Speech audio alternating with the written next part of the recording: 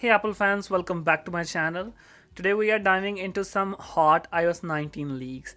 If you are as excited as I am, smash that like button and let's get into this. First up, Apple is taking design to the next level with rounded corners for app icons. It's subtle but give a fresh modern look that blends perfectly with the hardware design language.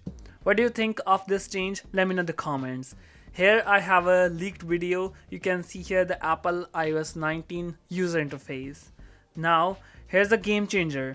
Multitasking improvements. Rumors has it that iOS 19 will allow better split screen functionality and even floating windows. This is perfect for productivity and gives a touch of iPadOS magic to iPhone. Oh no, but wait, there's more. iOS 19 is set to include a revamped calling screen that's less intrusive, enhanced always on display customizations, smarter maps, and more reveal time updates.